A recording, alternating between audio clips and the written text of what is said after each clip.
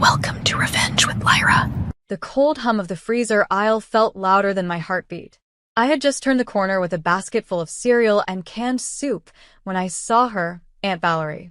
She smiled at first, that polite family smile we all practiced for holidays. "Hey, sweetie," she said. "How are you?" I grinned back, relieved to see a familiar face. "I'm good. So, when's the family trip happening? Mom mentioned it months ago." The color drained from her face. "Wait, you don't know?" I blinked. "Know what?" She hesitated, fingers tightening around her card handle. "We went last month, honey. Everyone did." The words landed like a slap. Last month. Everyone. I froze in the middle of the aisle, the hum of refrigerators buzzing in my ears. "Everyone," I repeated. "Who's everyone?" "Your mom, your cousins, even your brother. We all thought you couldn't make it." My throat tightened. Couldn't make it? Aunt Valerie, I paid for that trip.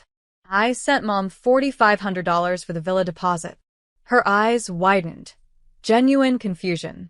"Sweetheart, your mom paid for everything herself. She never said you helped." I just stood there, staring at her, my cart forgotten.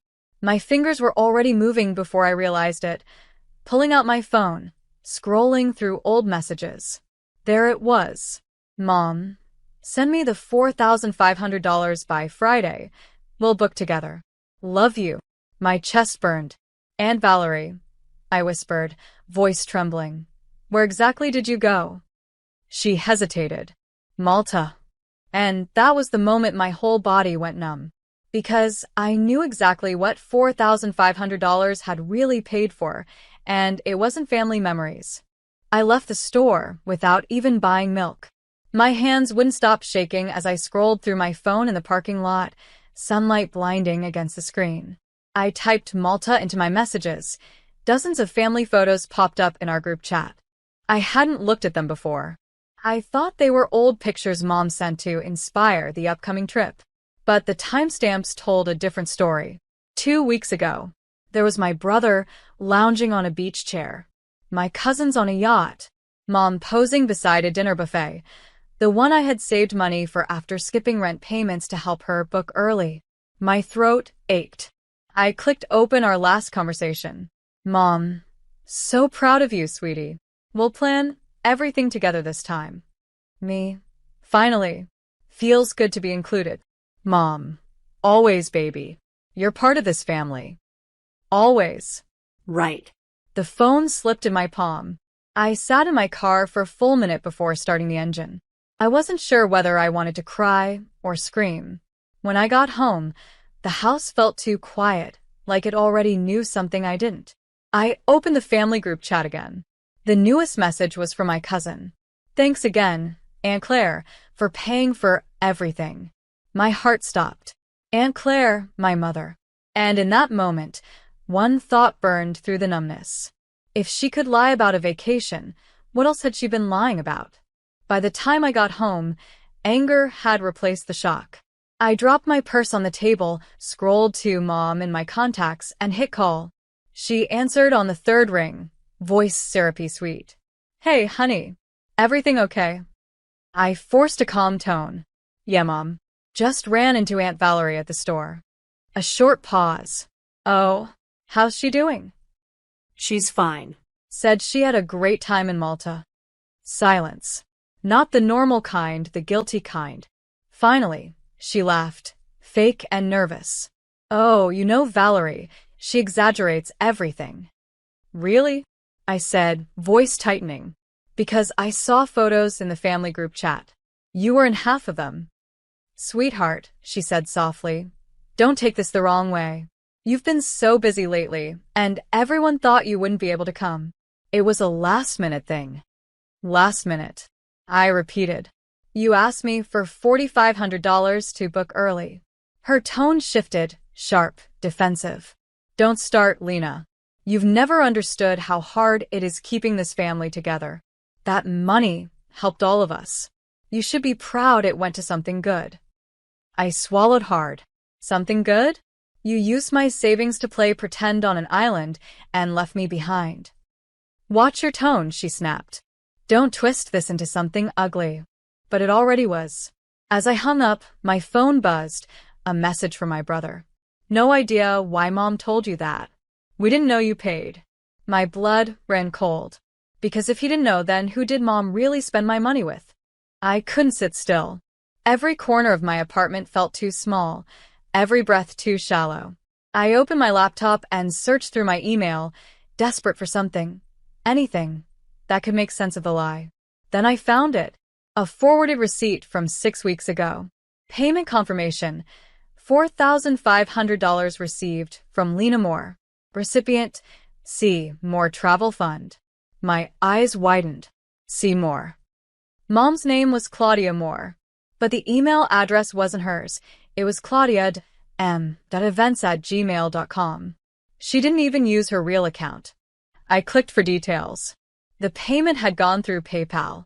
The transaction memo said, deposit for private getaway, 2 adults. 2. Not 5. Not family. I stared at the words until they blurred. My phone buzzed again. A new message from Aunt Valerie. Honey, your mom's friend Ron posted pictures from Malta too. They looked close. I didn't want to say anything, but maybe you should see this. Attached were 3 photos. Mom and a man I didn't recognize, laughing at a seaside table, her hand on his arm. Not my dad. My throat closed up. The family trip wasn't a vacation. It was a lie, a romantic getaway she'd paid for with my savings. My father had been home that week, recovering from surgery. I grabbed my keys, shaking so badly, I dropped them twice. This wasn't about money anymore. It was about betrayal. And I needed answers now. Mom's car was in the driveway when I pulled up, the same silver sedan I'd helped her pay off last year. My heart hammered as I climbed the porch steps, the same porch where she'd once taught me how to ride a bike. I didn't knock. I walked straight in. She was in the kitchen, humming, scrolling her phone with a glass of wine in her hand. The smell of candles and lemon cleaner filled the air. Too calm, too fake. Back from your vacation? I asked. She spun around, startled. Lena, you scared me. Didn't scare you as much as Malta must have thrilled you, I said coldly. Her expression froze. Oh, for God's sake. Valerie couldn't keep her mouth shut, could she? So it's true. My voice trembled. You went behind everyone's back, used my money, and lied. She slammed the glass down. Watch your tone. You think I owe you an explanation? I raised you alone. Do you know how many times I covered your bills? How many times I skipped vacations for you? Then while I demanded. You said it was for a family trip. You let me believe I was finally included. Her eyes glistened, but her voice turned sharp. You wouldn't understand. I needed something for me for once. Ron offered. Ron. The name tasted sour. Mom, I whispered. Dad was recovering from surgery that week. She looked down, voice barely a whisper. He didn't need to know. The silence that followed was worse than yelling. Because now, it wasn't just betrayal. It was cruelty. And I didn't know who my mother really was anymore. I stood there, stunned, staring at the woman who'd once been my entire world. She wouldn't even meet my eyes. Mom, I said, my voice shaking. Dad's been calling you every day, thinking you're visiting Grandma. You let him sit here, sick, wondering why you wouldn't answer. How could you?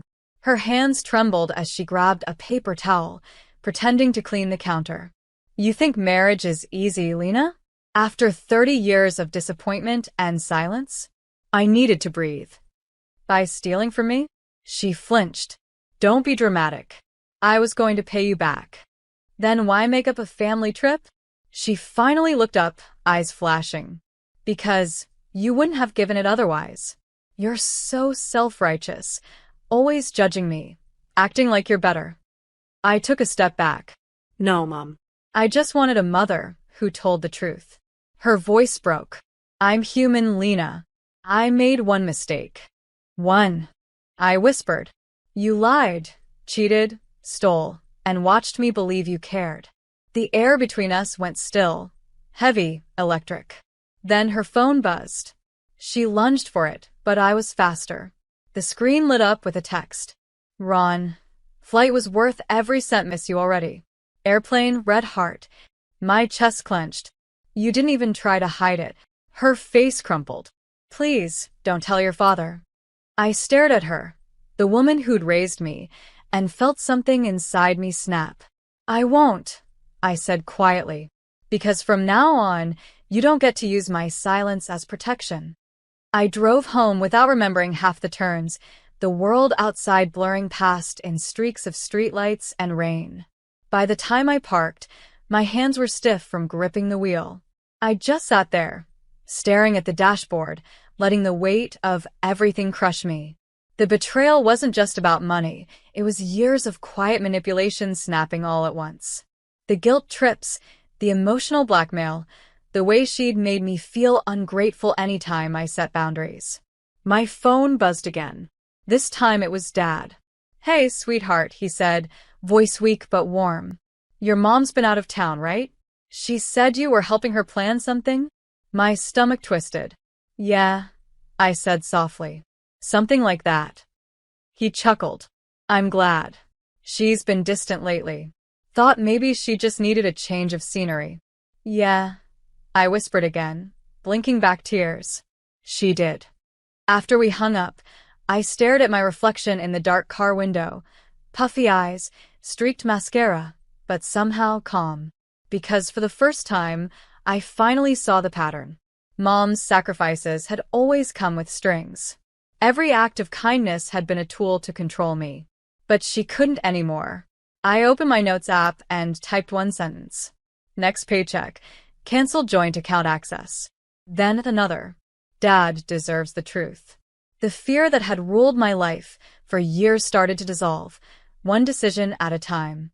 And for the first time in a long time, I didn't feel small. I felt free. The next morning, sunlight poured through my blinds like nothing had happened. But something inside me had shifted, quietly, permanently. I drove to Dad's house after breakfast. He was in his recliner, smiling when he saw me, the oxygen machine humming softly beside him. Morning, kiddo, he said. Did your mom make it home yet? I took a breath. Not yet, Dad. But there's something you need to know. It took everything in me to say the words, the affair, the money, the lies. He didn't interrupt once. When I finished, he just nodded, eyes glistening but steady. I always hoped I was wrong, he whispered. But thank you for being brave enough to tell me. I squeezed his hand. You didn't deserve that. None of us did. He smiled faintly. Neither did you, Lena. Later, as I walked out onto the porch, a strange calm replaced the ache in my chest. The truth had hurt, but it had also healed something deeper, the illusion that I owed silence to people who betrayed me. That night, I got one final message from Mom. I hope one day you'll understand.